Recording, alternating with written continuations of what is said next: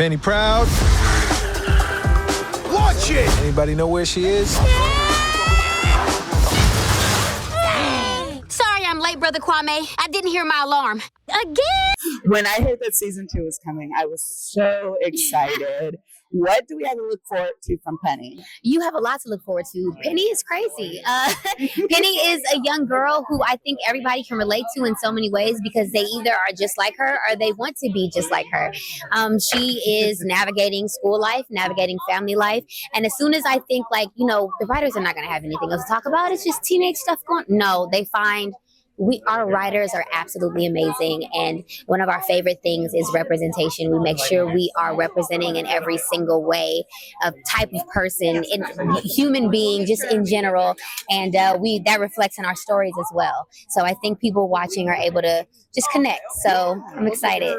So from Proud Family to Louder and Prouder season 1 to now, what has Penny taught you, either about yourself or about her? Penny has taught me a lot. I started playing this character when I was 14 years old, and I was kind of growing with her. And so we're very similar in a lot of ways. I bring a lot of Kyla to Penny, and Penny brings a lot to my life. We're both a little crazy. We both, ask a lot of questions, and we both have big families and love our families, but also be like, hold on, I need a minute. We both have groups of friends where everybody's different, and she means a lot to me. I'm glad that she gets to be someone that kids nowadays can see. Right. I feel like our generation needed it, and I'm so glad that my kids are allowed to have someone like her to watch as well. So what was one of your favorite celeb kind of cameos? I think my favorite, the first that comes to mind would be Lizzo. I think I love Lizzo. And then also Tone Loc. When he played my voice, that is hilarious because I always think my voice sounds crazy. But seeing Penny with Tone Loc coming out, I said, okay, you good, Kyla. Don't worry about it. Yes. I apologize, Zoe. For what? My family, they get on my nerves. That's what families do.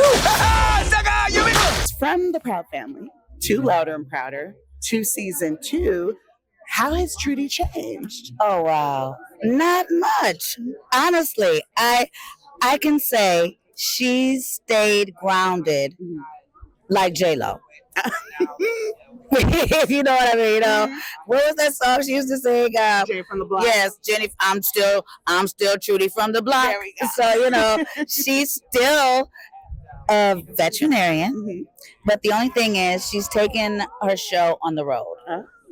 So Bobby, of all people, built her a truck. So I need to get that. So you definitely. So Trudy has become an entrepreneur, whereas she was a doctor, of course. Right. I guess we could call a doctor an entrepreneur if you have your own practice. Doctorpreneur. Yes, a doctorpreneur. So now she's a doctorpreneur on the road. So still, mom to 3. Still wife, still daughter-in-law.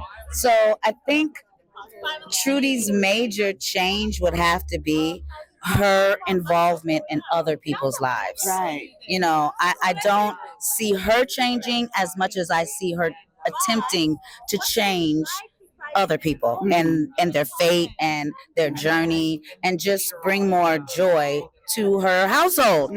I think she's tired of Sugar Mama and Oscar fighting all the time. Exactly. So, we pick up where we left off with finding out, Sugar Mama's roots. Right. So, and that was all, Trudy was the catalyst for all that. So this season, Trudy is the catalyst for my daughter, Penny, growing up a little. Right. She kicks her out of the house. And, she sends her off to Sugar Mama's. And, I can't tell you what's going to happen after that. But I think we've all, as young women, experienced, that time in our lives where we're bucking heads with our mothers. Yeah. And I think the way that Bruce and Ralph portrayed it is just so close to my experience, and I hope your experience too. Your Sugar Mama is hardcore. If she was my grandma, I would. You would what? You would what, mayonnaise? Tell me. Run, y'all. We love Dijanae. She's so cute. She has such a relatability, but also kind of is her own queen. You know what I'm saying? Tell us what we have to look forward to from her in season 2.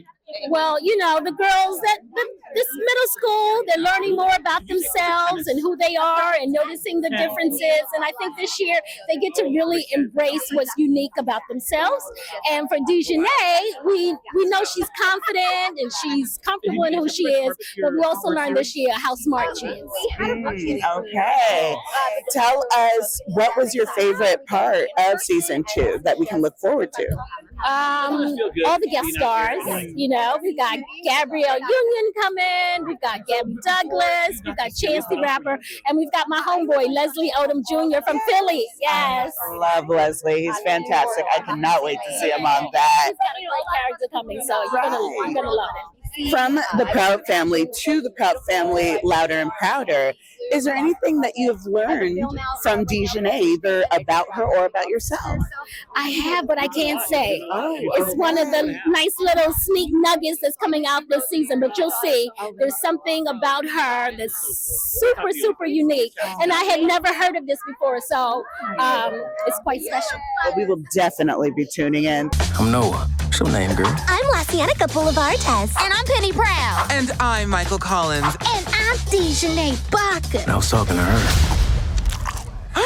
We love La Cienega. She has such an attitude, such a kind of fierceness to her. What is it that you love about La Cienega? I love that she's outspoken. She will say what's on her mind. She also wears her heart on her sleeve. But at the same time, she's sassy and confident and full of life. But she also knows how to stay grounded and bring it down and just try to learn her lessons at the end of every episode with her girls. I love it. So coming from Proud Family to Louder and Prouder, how has La Cienega grown? How has she changed? I feel that she's learning her lessons a little faster. Definitely going from a tween to teen. She also, key art-wise, just physically looks so differente. But I would say really it's just more mentally where she is. I feel like she's learning her morals and her principles and lessons just in a little bit more of a graceful way. And she's really kind of coming full circle with the girls. And I think sometimes at the end of every episode, things kind of maybe rally up a little faster than normal compared to how it was previously. Yeah. Well, that's always promising to hear. We love it. Tell us, what should we look forward to in season 2? What's kind of your favorite La Cienega moment? We have a fun episode called A Perfect 10 where La Cienega bestows her duck feet, so they get to come back.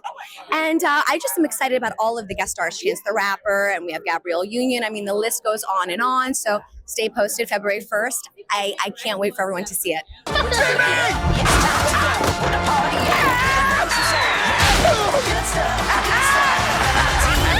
We love Zoe, and I especially love that Zoe it's kind of like a reverse fish out of water story where, usually it's kind of the other way around. You have a lot of people of Caucasian descent and then you have, the spotted kind of people of color.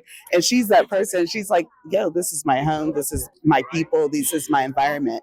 What's it like kind of building her reactions to everything? It's been so amazing because this has really been a journey over decades, and I will never forget when we first met, literally meeting Ralph and Bruce and hearing their vision for this and just literally saying to them, please let me be a part of this. This is like a dream come true. And so to now be able to carry on that dream and to be able to still be really exploring topics that are so important for families to talk about, to be able to have dialogues around, the family, dining room table or in the car or school drop off, like just that it's creating dialogue is so wonderful. And I just feel so honored to be a part of it. It's like a dream come true for me. Right.